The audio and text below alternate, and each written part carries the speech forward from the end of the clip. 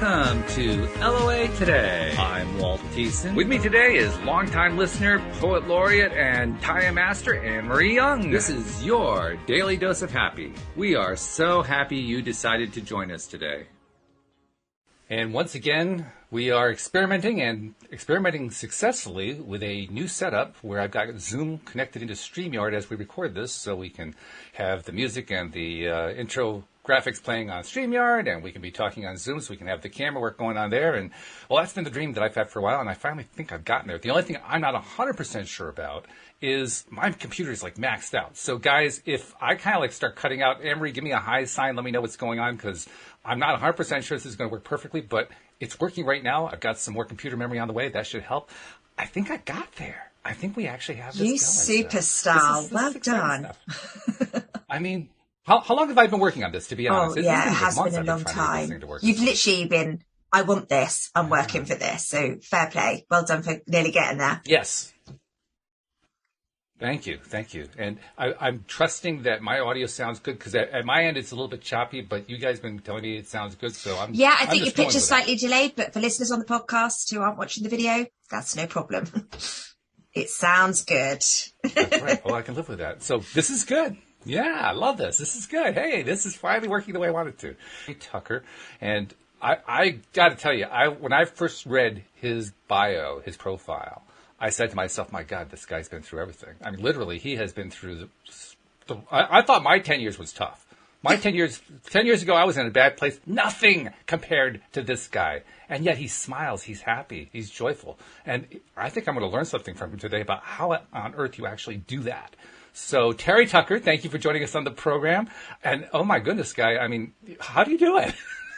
Boy, I've never been asked that question before. I don't know. I guess, first of all, Walt and Marie, thank you very much for having me on. I'm really looking forward to talking with you. I think it's, you sort of have a choice in life. Life is all about choices, and you have a choice to be, down and depressed, or you have a choice to be happy and upbeat. And I choose to be happy and upbeat, even though I've been fighting this rare form of cancer for the last 10 years, doom and gloom. I mean, there's too many people out there that are doing that. Figure maybe I'll be a little different in that way. Well, you got my attention. I'll say that for you. I mean, truly, give people, because it's more than just the cancer. You've been through a lot of stuff. Give people a Sure. So I grew up in Chicago. I'm the oldest of three boys. You cannot tell this from looking at me or from my voice, but I'm 6'8" tall, and I played college basketball at a military college, the Citadel in Charleston, South Carolina, to Notre Dame. Another brother who's 6'6", who was drafted by the Cleveland Cavaliers in the National Basketball Association, and then my dad was 6'5". So I sort of joke that if you sat behind our family in church growing up, there wasn't a prayer's chance you were going to see anything that was going on whatsoever. But our 5'8" mother was the boss. It didn't matter how big, tall, strong we were. Whatever mom says, that's the way it went. Graduated from the Citadel, moved home to find a job. Really going to date myself now. This is long before the internet was available to help people find jobs. Wendy's International, the hamburger chain, in their marketing department. Unfortunately, I ended up living with my parents for the next 3.5 years as I helped my mom care for my father and my grandmother, who were both dying of different forms of cancer. Professionally, as I mentioned, started out in marketing at Wendy's, moved to hospital administration, then made a really kind of a major pivot in my life and became a police officer. And I was an undercover narcotics investigator. I was a SWAT team hostage negotiator. I started my own school security consulting business, coached girls high school basketball, made the brilliant business decision to start a motivational speaking business. Published a book in 2020, but for the last 10 years, I've been dealing with the rare form of melanoma, and then my left leg amputated. And I still have tumors in my lungs, which I'm being treated for. And then I guess finally, my wife and I have been married for 28 years. We have one child, a daughter, who's a graduate of the United States Air Force Academy and is an officer in the new branch of the military here in the States, the Space Force. Well, have we actually got somebody taller than you on the show? Yeah, I mean, my daughter ended up getting my height. My daughter ended up getting my height and going to the Air Force Academy to play basketball. So yeah, it's me, my daughter, and then my 5'5" wife. So it's... Yeah, I think that is Walt definitely is an interesting issue. 6'7", so I think you've actually nice. got to be a bit taller than he is. I'm actually 6'8". There you go. So you're 6'8", are you?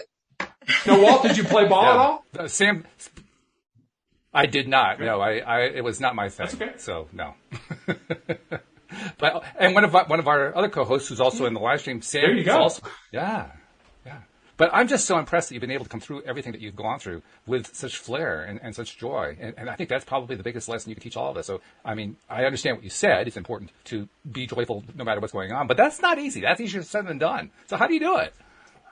I think you do it in small bites. I mean, you're looking at me right now. There's no S on my chest. I don't wear a cape. I mean, I'm a human being. I have bad days. You know, I get down. I get depressed. I feel sorry for myself. And I guess we're all going to experience pain in our lives. And it doesn't have to be, you know, cancer pain or your girlfriend or you flunk a test at school or you don't get the promotion at work that you think you deserve. Pain is inevitable. Suffering, on the other hand, suffering's optional. Suffering's what you do with that pain. Do you take it and use it to make you a stronger and more determined individual, or do you wallow in it and feel sorry for yourself and want other people to feel sorry for you? Like I said, I have those bags, and one of them's kind of off the wall, but bear with me. And here's the story. Read about a study back in 1950 that a professor did at Johns Hopkins University. Very simple study. He took rats, and he put rats in a tank of water that were over their head. And he wanted to see how long, minutes. And right before the rats were getting ready to sink and drown, he reached in, grabbed them, pulled them out, dried them off, let them rest for a while. Then he put the same rats back in that exact same tank of water. And the second time around, those rats treaded water, on average, for 60 hours. So think about that. 15 minutes. I'm at the end of the rope, can't go on, I'm done. Which said to me two things. Number one, the importance of hope in our lives. We have to believe that what we're doing now is sometime in the future going to lead to a better life. And secondly, just how much more our physical bodies can handle than we ever thought that they could. And the second story kind of dovetails with that. My wife works with a young man who's a former Navy SEAL, some of the toughest men in the world in terms of, and he'll call from time to time just to check up on him. And we talk about different things. And one of the things we talk about is what the SEALs call their 40% rule, which basically says that if you're at the end of your rope, you're done, you can't go on, you're only at 40% of your maximum, and you still have another 60% left to give to you. I remember those stories, and they kind of motivate me to keep moving forward.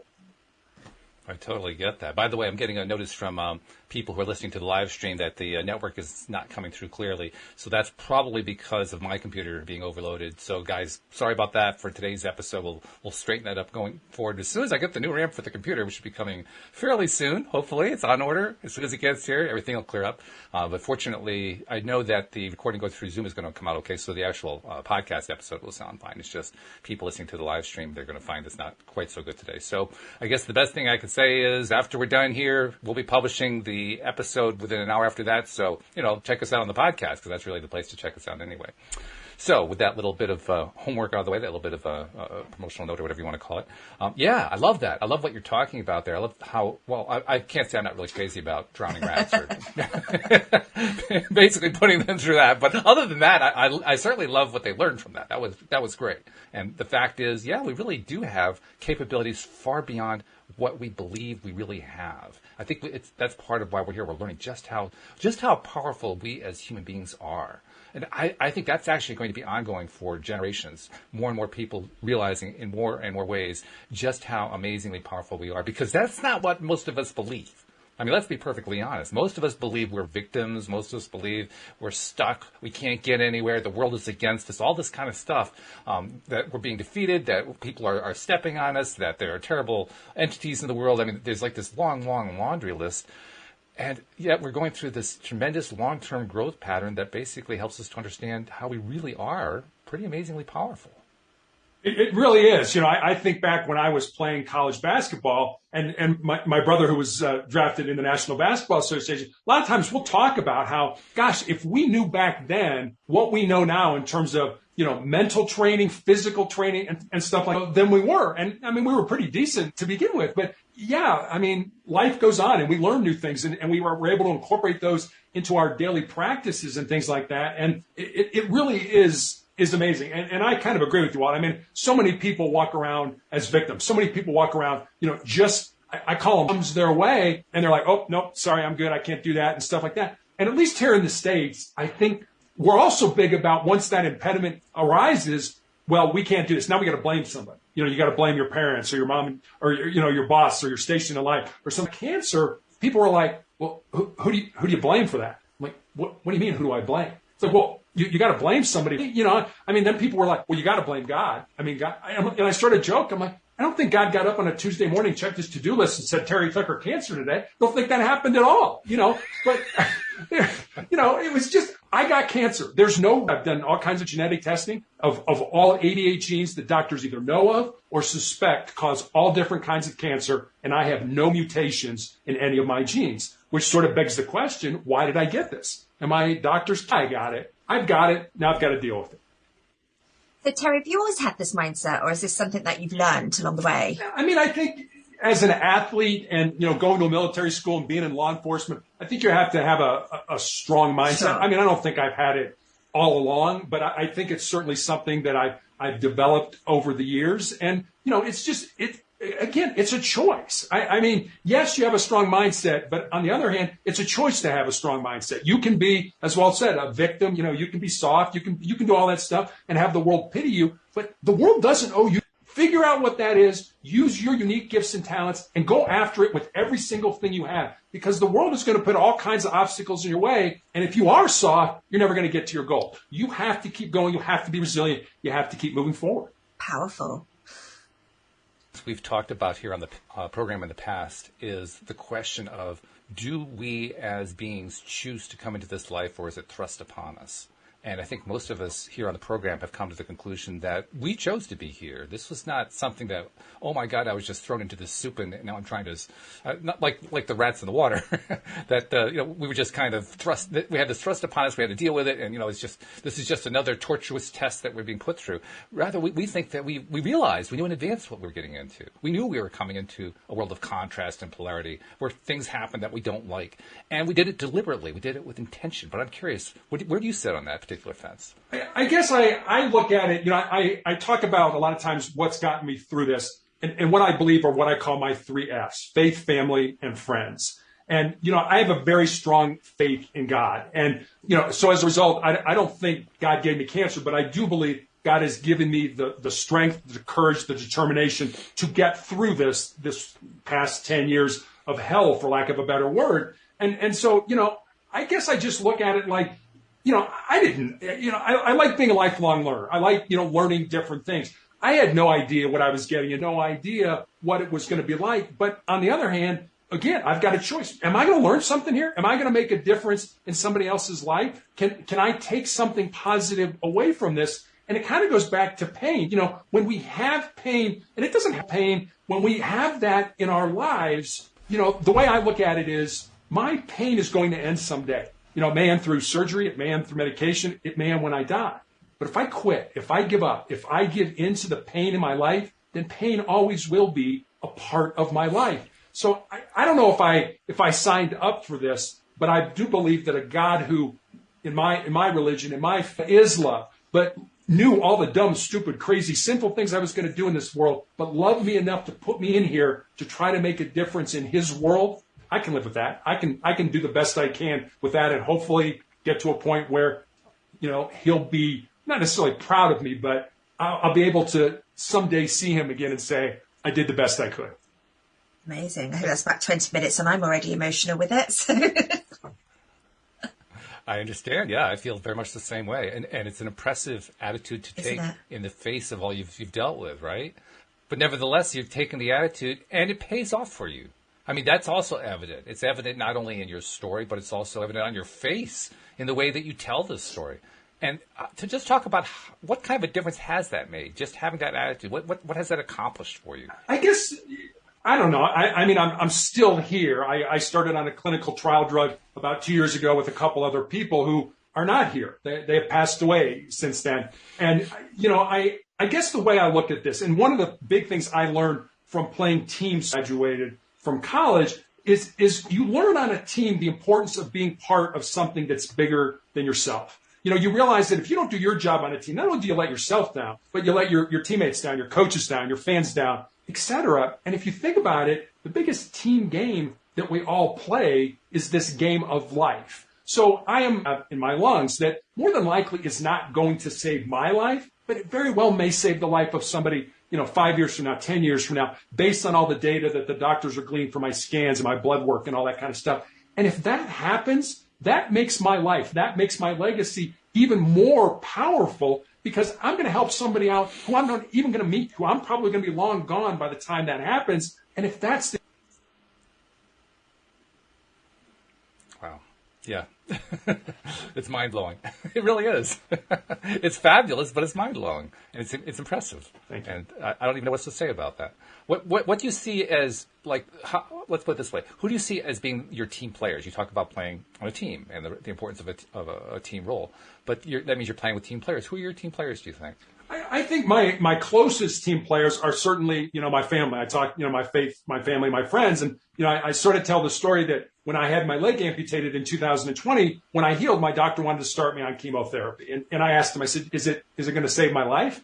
And he's like, yeah, probably not, but it may buy you some time. And I was like, well, I'm not sure I want to do that. If the end is going to be, the same outcome is going to happen whether I take it or I don't, I'm not sure I want to do that, but I'll go home and talk to my family. And it's just my wife and daughter and I. So I go to a family meeting. I'm like, family meeting? There's 3 of us. It's not like we got a board here or something like that, So we end up sitting around the kitchen table and, I tell my side, my wife, my daughter tell their side. And then my daughter's like, all right, let's take a vote. How many people want dad to have chemotherapy? And my wife and my daughter raised their hand. And I'm like, wait a minute. Am I getting outvoted for something that I didn't want? Police Academy, when our defensive tactics instructor used to have us bring a photograph of the people we love the most to class. And as we were learning different techniques to defend ourselves, we were to look at that photograph because he reasoned you'll fight harder for the people you love than you will fight for yourself. So I ended up taking chemotherapy, not because I wanted to, but because I love my family more than I love myself. So that's pretty much my inner circle, my family. That's my inner circle. But then I'm very fortunate to have a great oncologist, and I'm in a university setting. So I also have, an oncology pharmacist and oncology nurse helps me get through this because this is not something that I think I could get through by myself. I love that idea of having your family in mind because, like you say, you're going to fight harder for them than you are for yourself. I think that's so prominent for me because obviously we call ourselves Team Young and we are a team. It's a team, not on your own. I love that. Thank you. Why do you think that is, though? It's a great point, and I love it. But why do you think it is we are willing to fight for somebody else more than we'll fight for ourselves? Well, that's a good question.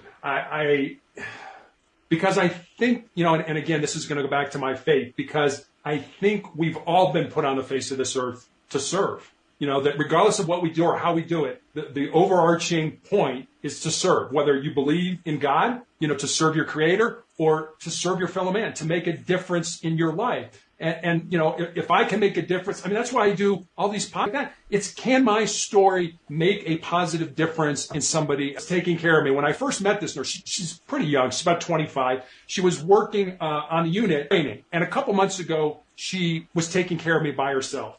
And she said to me one day, she said, Terry, I've got a story I want to tell you, but I'm kind of nervous about telling you. And I didn't really know how to respond to that. It's like, well, it sounds like it might be interesting. I'd like to hear it. So eventually she got up the courage and she said, here's the deal. She said, when I first met you, I was going to get out of nursing. She said, I'd had a good friend of mine die. I was in a really dark place. I talked to my mom and dad. I was going to quit nursing and I was going to go to work for Amazon. And she said, then I read your story and I see how you come here every day and you fight and you throw up and you shake and you go through all this stuff and you come back all the time. And she said, once I read your story and I met you, I knew I was where I was supposed to be. Now, if she would have never told me that story, I would have had no idea that my life had had a positive impact on her. So, I always ask people, who's out there? Who's out there, Walt? Who's out there, Anne-Marie? Who wants to be like you? Who wants to be in your shoes? That we have no idea who those people are. And when I was growing up in the 1970s, there was a basketball coach at UCLA by the name of John Wooden. And Wooden had a great saying that went like this: a careful person I want to be, a little person follows me. I dare not go astray for fear they may go the same way. So I guess that kind of, in sort of a long-winded answer, is it's all about service. It's all about how is your life impacting another person, maybe that you know, but on the other hand, maybe that you have no idea who that person is. So I think it's real important how we live our lives. I love that. By the way, if you're listening on the live stream, you may have noticed that the quality has just kind of improved a bit because I just figured something out on the fly here that if I just reduce my video screen, all of a sudden the computer's not doing as much work, and all of a sudden everything starts to clear up. So that's what's going on, in case you're wondering. But I love the fact that you brought up John Wooden, by the way. who I think he was just an amazing human being, let alone an amazing coach. I mean, he was record-breaking as both.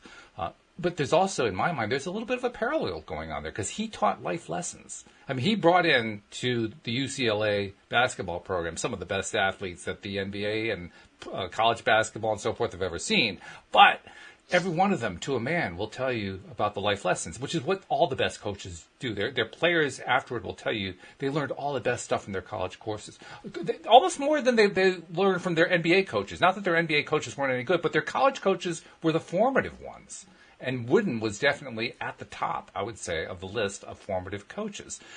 So, I mean, with that kind of a setup, what I'm leading up to is you, by your own example, you are providing life lessons for other people that go way beyond what kind of life are you having and what's your current situation, and have more to do with how are you going to deal with all areas of your life. And that to me sounds more like a calling than anything else. Is that what it seems like to you? Do you feel like you've been called to do this?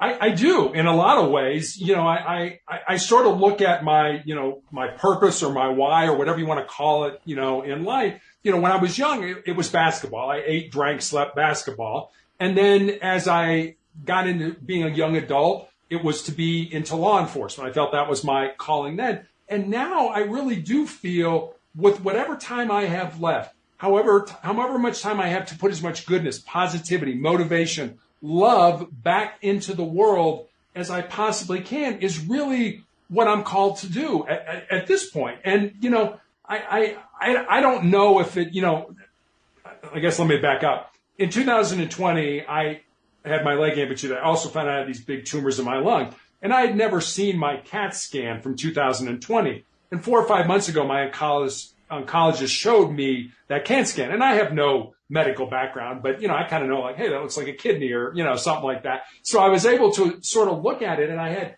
fluid all around the pleural spaces of my lungs. I had these big tumors in my lungs, and I looked at my oncologist and I was like, how was I alive? He kind of shook his head and he's like, I don't know, which said to me that God's not done with me yet. When I die, how I die, where I die, way above my pay grade. So, I don't spend a lot of time worrying about that, but I really feel that all this garbage that I've been through for 10 years has had a purpose. And that purpose is to tell my story and try to make people realize that you can do so much more in your life if you just stop being soft and got out there and do the things you need to do to be successful in life. That last bit, instead of being soft, go out there and do the things that you need to do in life, that's certainly the core of your message. It's also a very interesting message. Because I think the word soft probably means something specific to you that doesn't necessarily mean the same thing to somebody else.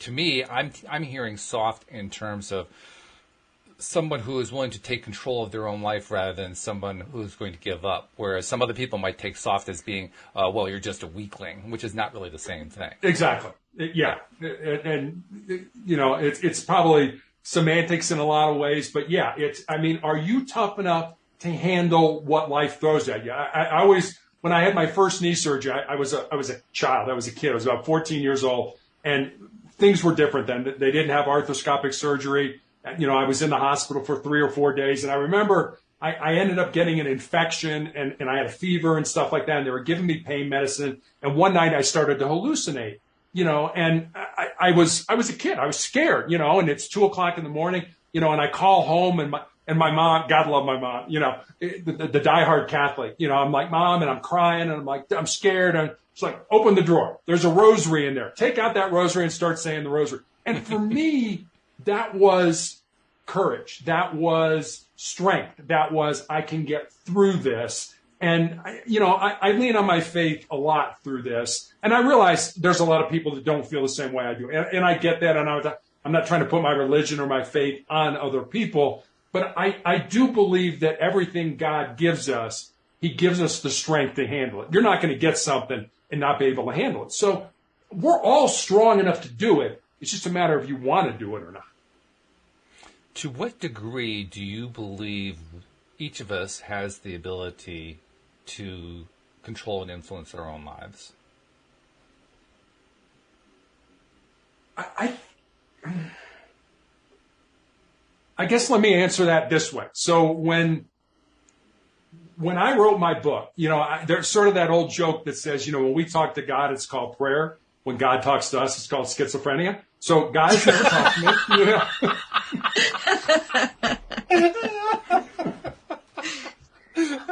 So God has never talked to me. But I think what God has done is put people in my path that were saying, hey, Terry, you ought to write a book. And I was really resistant. I'm like, I am not a writer. I am not an author. Why? Who would ever read my book? But when enough people start to say things, I think I'm smart enough to kind of buck up and be like, maybe I ought to pay attention to what these people are saying. So I'm not so sure God gives us free choice. It's like, hey, I think you should do this. I'm putting people in your life that telling you that you should do this, but it's your choice. You can say, you know what? No, I'm not writing that book. I'm going to go do this over here. Okay, that's fine. That's what it's all about. So I think we do have that ability to say, this is how I want my life to go. This is the direction I want my life to go. Okay, let's see how that goes. But I also think God puts people in our place that sort of helps us get down the road. And then it's up to us as to whether or not we choose to go down that road or that road. So metaphorically, we could say they are the signposts along our road. Yeah. Absolutely. It's up to us, what signs are we going to follow? We can skip the sign that says exit, 3/4 of a mile. We don't have to take the exit if we don't want to. Exactly. You're absolutely right. Well, on the other hand, if we want to get to, Broadband Street, we probably want to take the exit because that's the Broadband Street exit. So that's the quick way to get there. Kind of makes sense, doesn't it? It's funny how that works.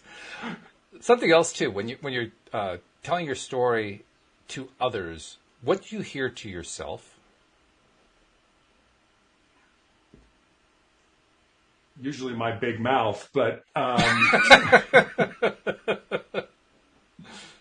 because your story. I get the very strong opinion and not opinion, the strong impression that the story that you're telling to others, you're telling because you think it's going to be valuable to them, but it's also in a certain way it's feeding you. It certainly does. I don't do this to, I don't do this for me as much as I do it for other people, but I certainly get something out of it. Because I think a lot of us, we doubt ourselves from time to time. It's, kind of like when people were saying you should write a book. I'm like, why? Who's going to want to listen to my story? And the book is not necessarily about just me. There are other people in it and other subjects in it. But it's like, why? What makes me different?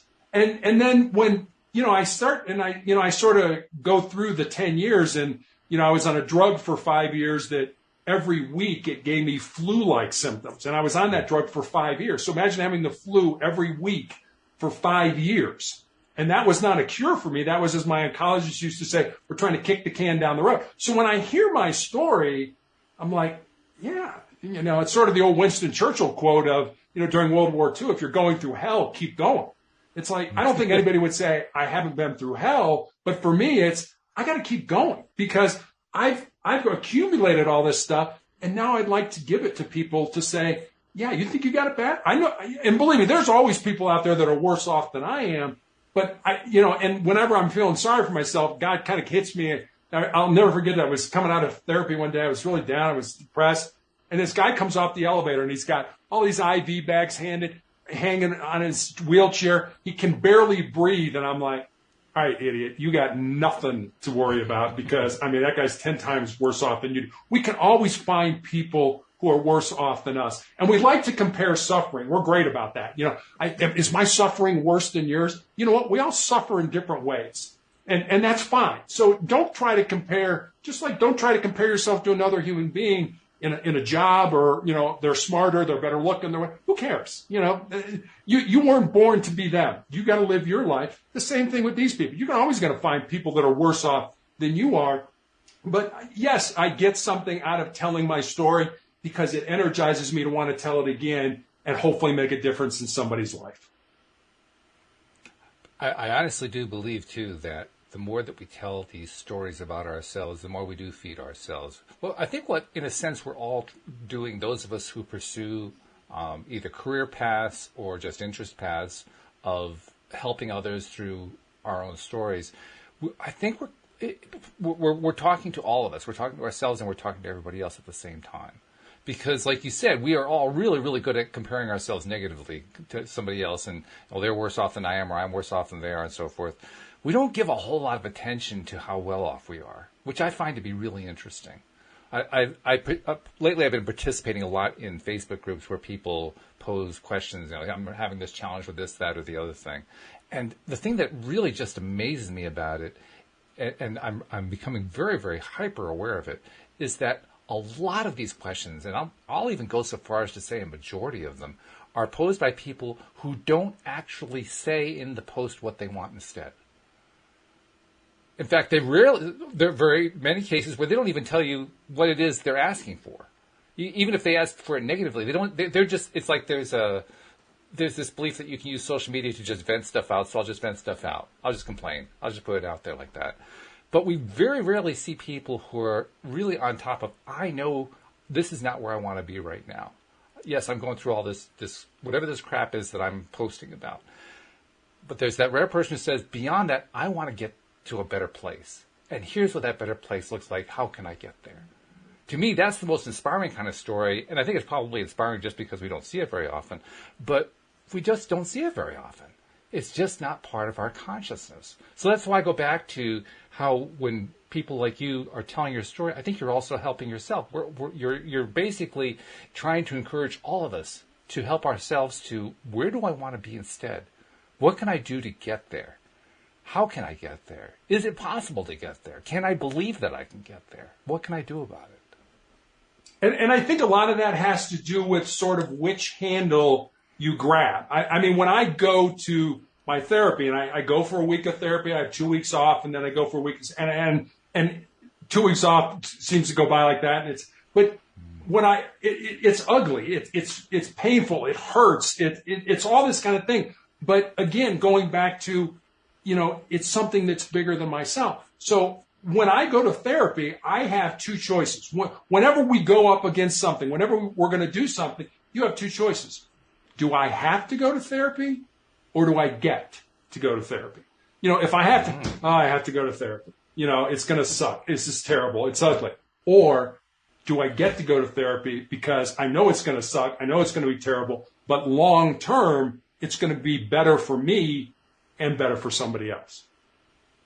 So despite the fact that you are dealing with what many consider to be perhaps even a hopeless situation, you're battling this cancer, this rare form of cancer, it's been beating you up for years now. I'm going to ask that question that I would dare to ask anyway. Do you think you can beat this thing? Yeah, I already have. And here's why I believe that. I had a nurse ask me one time, all my stories are about nurses or sports. Sorry. It's not a bad combination, really. It's really not. So I had a nurse ask me one time, she said, what was it like to have your foot amputated? And then what was it like, 2 years later to have your leg amputated? And I told her, it has not been easy. I am still learning how to walk again. But what I told her is that, cancer can take all my physical faculties. But cancer can't touch my mind, it can't touch my heart, and it can't touch my soul. And that's who I am. So, cancer, can I beat it? Already have beaten it just by telling my story and know that cancer can't touch my mind, heart, and soul. And this is just a house, a vessel, whatever you want to call it, to house who we really are. So you can take whatever you want. You've already taken a leg. You want to take another leg? You want to take an arm? It's not going to matter to me because that's not who I am. So I've already beaten cancer. So let me follow up on I love the answer, by the way. Let me follow up on that answer and ask, okay, since I agree with you, the body is not who we are. Who are we? I mean, this is like one of those ultimate questions, right? Where do we come from? What are we doing here and so forth? Well, one of those questions is, who are we? Who are we? We are who we think. I've always said you need to control your mind because if you don't, you're going to become what you think. So if you think you're going to be a great elite athlete, you can be a great elite athlete. If you can see something in your mind's eye, you can make it happen. But if you can't see it in your mind's eye, it's never going to happen. So if you want to be something, it's all about what you think. Bobby Knight, we'll talk about another basketball coach, John Wooden. So Bobby Knight. Too. Yeah. coach at Indiana University, had a great saying. He used to say, mental is to physical as 4 is to 1. So here's one of the greatest coaches, college basketball coaches of all time, teaching elite athletes to use their bodies to be great basketball players. But what he was really saying is that your mind is 4 times more important than your physical body is. So we are what we think. Which fits beautifully with what our predominant topic is here on the show. We are what we think. Since we are what we think, where are the limits? That's up to you. I mean, I don't, I mean, if you think about just, where we were 200 years ago, and where we are today, I think about when I was a child and what I didn't have then that I have now. We are more connected. We have more devices to connect with each other, but I've often believed we are less connected than we've ever been in our life. I hate my cell phone. The only thing good about it is I can pick up the phone and call somebody that I haven't talked to in a while, or I write a letter. I'll never forget this. Our daughter, as I mentioned, was a really good basketball player and was recruited by several schools. And when she made the decision to go to the Air Force Academy, I said to her, okay, great, you've made that decision. Now you're going to have to call these other coaches and tell them you've made your decision. And this is what she said. I'll just send them a text. And I'm like, no, you won't. You're going to pick up the phone and you're going to call them, because this has been a relationship that has developed. These people have come to see you and written you letters and contacted you. This is a relationship. You're going to call them. And we literally had to role play for her to do that because, as an 18-year-old kid, she didn't know how to make a phone call. I mean, she didn't know how to talk to somebody on the phone. She could do this all day long, but she didn't know how to connect with somebody over the phone using her voice. And it was a great experience for her because there were some coaches at schools that were not as good academically or athletically that got mad at her. It's like, what do you mean you're not coming here? I'm like, wait a minute. I'm going to the Air Force Academy, one of the greatest, institutions academically, and it's an NCAA Division I basketball program. It doesn't get much better than that, and you're mad at me? So it was a great lesson for her, but she could not connect with another person over the phone. We've got to do more of that. We've got to get better at getting back to connecting with each other, and this isn't going to do it. So really the problem isn't the cell phone. The problem is the skill or lack thereof of the people who are holding the phone. Yeah, I think so. I agree with you, actually. Let's talk a little bit more about that because that connection thing is big. I honestly, and I'll tell you what I've talked about a lot. And I've mentioned this a dozen times over the last month or so here on the program. There was a study that was done back in the early 2000s by Sean Aker. I don't know if you know who Sean Aker is. He's one of the leading speakers in the positive psychology movement that has emerged within the overall field of psychology over the last 20, 25 years. And while he was at Harvard, he did a study basically trying to identify what were the factors that helped to predict the success or failure of a Harvard student, whether it was at Harvard or after they left the school or whatever. And he did this huge study, something like a fifth of the entire population took the study, and he threw in a question at the end that became the only question that produced any kind of result, and it was a really strong result. The rest of it, he could find no correlation. I mean, he was looking at how much homework they did, how often they studied, where they came from, what their background was. Did they have great parents, lousy parents? I mean, he looked at all that. He couldn't find any correlation except for this one factor, and that factor was social connectedness. What were the types of connections that they had? How deep were they? Because it turned out that the correlation between social connectedness and whether or not you're going to succeed in life was 0.70, 70% correlation. And speaking of cancer, the correlation between cigarettes and getting cancer is 0.44. That shows you just how powerful this correlation is. How connected are you to others? So when we talk about a world today where people are connected via social media and via the internet, which is a good thing because, among other things, we're doing this show right here via the internet. We wouldn't be able to do this otherwise. But the real question is, what is the quality level of that connection? That's the part that I think is the most important part, and I think it's the part that you're addressing when you talk about the importance of making those phone calls to those coaches who had tried to recruit your daughter. Yeah, I think so. And we've got to have deep connections. We are a species that needs each other. I mean, again, I'm going to go back to the Bible and, you look at Genesis, God made man. Yeah. And then God realized, not good for man to be alone. So I'm going to put man to sleep, take a rib out, and make woman. And I don't think that was necessarily about, the connection between a man or a woman in a relationship. I think that was more about the connection that we need each other. Whether we're a man or a woman, or a man or a man, or a woman or whatever that relationship is, we need each other. We are so much better together. And all these people that are like, hey, it's all about me. It's all about, I got news for you. It's not about you. It's not about you in the least, because you individually can't do squat. Us collectively can do anything we set our minds to do. So I absolutely believe that strong connection where it's a strong enough connection that we have that you're willing to sacrifice the relationship you have with me because you love me enough to tell me the truth. That's always a hard thing to do. Sometimes, well, not always. It's often a hard thing to do. Fortunately, it's not always a hard thing to do. Otherwise, we wouldn't have dinner together. But right. It is at times a difficult thing to do, and it's a very important thing. One of the things that I think about as you're talking about this, you keep referring to your faith, to your religious belief.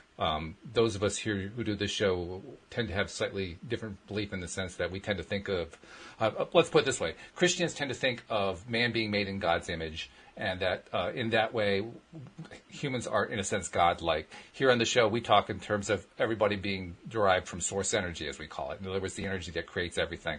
And in that context, we think of ourselves as being pieces of a larger flow of energy, so to speak.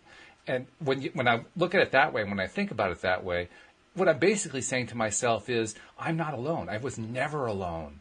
I have always been connected. I always will be connected. This shell of a body I'm in right now really has nothing to do with that connection at all. It's just kind of like, the current house that I'm living in, to use your metaphor, right? But nevertheless, that connection is an eternal connection. And I think there's real value in understanding and appreciating that eternal connection. Because when we do, now it becomes incumbent upon us to truly take advantage of the fact that we're all connected. That's really what you're talking about, I think, when you're talking about making that phone call. What you're saying is, let's enhance that connection that's already there. Let's start actually building a connection. This isn't something that we have to build from scratch. This is something that's already there. We just have to kind of rediscover it, in a sense, and start reapplying it in our lives, because when we do, our lives get better. It's true. But if you think about it, what do we usually do? We look for the differences. How am I different from Anne Marie? How am I different from Walt? How are we different? Instead of looking for the similarities in our lives. And that's kind of the thing that drives me nuts. I love people. I don't like crowds so much, but I love people. I love sitting down and talking with an individual. Tell me your story. As a matter of fact, my wife used to drive my wife nuts. We would go to a party, a business function or something like that, and I would be like, all right, I'm going to find out everything there I can about all these people. And the thing that I loved is that I realized people are narcissistic, love to talk about themselves. So I would just ask an open-ended question. And that kind of goes back to my hostage negotiating days, where you would just ask somebody about themselves and you couldn't shut them up. And then you'd ask them another question and another question. And we'd get in the car and I would tell my wife, okay, this guy does this, this, and this. This woman does this, this, and this. And my wife would be like, and what did they ask you? And I'm like, nothing. Never asked me a question. Never asked me, do you have kids? Where'd you go to school? Do you like baseball? Whatever it is, would never ask me that. And I love that because it used to drive her crazy when I would go to parties and do that and just go up to people and start asking them questions about themselves, because people love to talk about themselves. You're reminding me of something that came from a television program. And I'm not a television watcher. I mean, my wife is. She's like the preeminent television watcher in the family, but not me. I mean, I watch with her because that's what we do at night, right? Yeah. But that's about the extent of it. But there's one series that has gotten all kinds of awards the last year or so on Apple TV called Ted Lasso. And it's the story of an American football coach who ends up going to England to coach a Premier League football team, soccer team, as we would call it here in the U.S. And in the process of doing that, he brings with him a very positive attitude. There's one particular scene, though, where they're in the local pub, And one of the antagonist type characters is the ex-husband of the woman who owns the team. And he's trying to basically worm his way into gaining control and screwing up his wife's life and all that kind of thing after she took the team away from him. I mean, there's like this whole backstory that goes on there. So anyway, he's basically doing everything he can to belittle Ted Lasso, this American coach who knows nothing about British football, has no idea what he's doing and so forth, but he's just coming there and in his view, making a fool of himself. And he wants to make more of a fool of him. Well, he gets him into a game of darts. He figures, okay, here's another way I can really just, nail it to this, Looney Tunes Midwestern American who just has no idea what he's talking about. And in the course of the conversation, it becomes clear both Ted and the former team owner are basically conning each other, because the team owner basically encouraged Ted to play a game that he thought he could easily win, and then it turned out that Ted was actually conning the owner, because when he was first playing with him, he was playing with his right hand, and then in the middle he says, "Oh, I forgot I'm left-handed," and all of a sudden all the darts hitting the dartboard, right? Well, in the process of all this gamesmanship that's going on, they're at the last point. I mean, basically Ted's down to his last 3 darts, and he has to get 2 triple 20s and a bullseye in order to beat the other guy. And of course, that's what he gets. But in the course of while he's throwing the darts, he's doing this philosophizing. And one of the pieces of philosophy he throws out is brilliant, absolutely brilliant.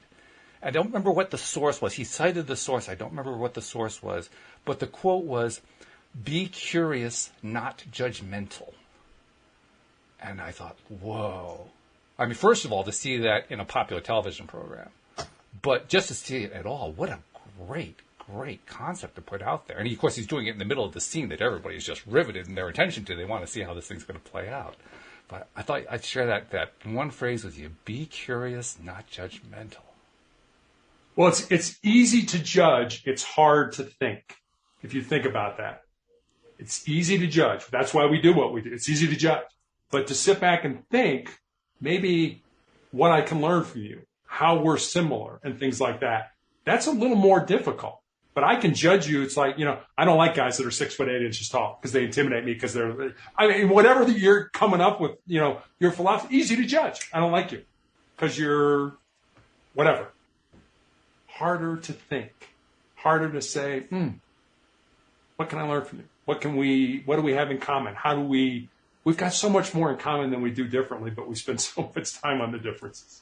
It is so true. Something else, too, that we talk about a lot here on the program is being able to prefer or not prefer something without being condemnatory about it. In other words, I can like apples and I can dislike oranges, but I don't have to condemn oranges in order to dislike them. To me, that's a big deal, too. It is. And we do that all the time with people. If you don't agree with me politically, you're bad. Right. Why are you bad? We just don't agree together. And, that was one of the things I learned as a hostage negotiator was the importance of listening. Because, as a police officer, 99% of what you did was face-to-face with another human being. Whether, you're pulling them over to give them a ticket for speeding or, you're answering a radio run for a fight or you're knocking on the door to say, hey, call the hospital, grandma died. Whatever it is, you're face-to-face with another person. But as negotiators, we weren't face-to-face. I mean, we could be blocks away. We could be, on the other side of a locked door, whatever the situation. And we had to get good at figuring out what was going on based on what people were saying, what they weren't saying, and how they were saying it. And I think one of the things that I learned is the importance of listening, not to respond, but listening to understand. Walt, you said something, hurry up, Walt, say what you want to say because I want to get my 2 cents in, is listening to respond versus, oh, that's interesting, Walt. I may or may not agree with you, but let's talk about that. Where are you coming in that regard? And we are so great at screaming at each other right now that we never hear what each other's saying. Boy, is that a great quote right there. Isn't it? That's so right? We're so busy screaming at each other, we don't even know what the other person's saying. How true. Oh, my goodness. I got goosebumps on that one. Yeah, I've not heard that before. That's really insightful. Just write that one down. We got another quote coming off of LOA today. I love it. It's another post-it note on the monitor. Right, yeah. So you also have a book out. We haven't really touched on the book, and we're running out of time, so we got to do that pretty quick and make sure that we get it in there. But the book is called Sustainable Excellence. First of all, where did that come from? And tell us about the book. So the book really came about through two conversations. One was with a former basketball player that I had that I coached in high school who'd moved to the area where my wife and I live. And we had dinner with her and her fiance one night. And I remember saying to her, I'm really excited that you're living close because I can watch you find and live your purpose. And she got real quiet for a while. And then she looked at me and she's like, well, Coach, what do you think my purpose is? I said, I have no idea what your purpose is, but that's what your life should be about. Finding the reason you're put on the face of this earth, using your unique gifts and talents and living that reason. So that was one story. And then I had a young man who reached out to me on social media and asked me what I thought were the most important things he should learn, not to just be successful in his job or in business, but to be successful in life. And I didn't want to give him the, get up early, work hard, help others. Not that those aren't important. They are very important. But I wanted to see if maybe I could go deeper with him. So I spent some time, I wrote some notes, and eventually I had these 10 ideas, these 10 thoughts, these 10 principles. And so I sent them to him. And then I kind of stepped back and I was like, I got a life story that fits underneath this principle, or I know somebody's life who emulates that principle. So literally during the time I was healing after my leg amputation and before I started chemotherapy for the tumors in my lungs, I sat down at the computer every day and I built stories, and they're real stories about real people underneath each of the principles. And that's how sustainable excellence came to be. The title was, something I was kind of, I've always wanted to be excellent in my life. I always wanted to be part of, groups or organizations that I felt were excellent. Well, people always ask me, well, how do you define excellence? And I always, I don't know. I don't know how you define it. And if you read the introduction to the book, it talks about how, Anne-Marie, you may think somebody's excellent. I may think they're good. And Walt may think, well, they're great, but I don't think they're so excellence, kind of like beauty, is in the eye of the beholder. It's one of those things that we kind of have to look at. And then it was like, well, when we get to excellence in our life, we get to that point where like, I made it. All right. Feet up on the desk, hands behind the head. I'm drinking a shot or whatever it is. I'm excellent. And then what happens? Somebody surpasses us. Because if you want to sustain excellence when you get it, you've got to change. You've got to adapt. You've got to keep growing. And so many people don't realize that. So that's kind of how Sustainable Excellence, the title, happened. And that's pretty much how the book happened. And then I remember once I had the book, I was like, well, I've never published a book. I've never had a book published. What do I do? And I'm like, I got to sell books. I got to sell books. I got to sell books. And I had a best-selling author, business author over in the United Kingdom who I connected with on LinkedIn. And he grabbed me and he's like, Terry, you're missing the point. Your job is not to sell books. Your job is to help people. If you help people, your books will sell themselves. And I was so glad that he said that to me because I had no perspective on what to do once you had written a book. And he kind of put it in perspective for me. So Sustainable Excellence is out there. You can pretty much get it anywhere you can get a book online. Absolutely fabulous. Well, first of all, thank you very much for joining us on the program and sharing your story. And we wish you all the best. Send all the love and power to you to get through it and not just be. Right now, you talked about how you have beaten cancer already, but I mean to really beat it right out of your life entirely, and you go on with your life. That's what I'm putting out there for you. That's what I'm praying for, if you will.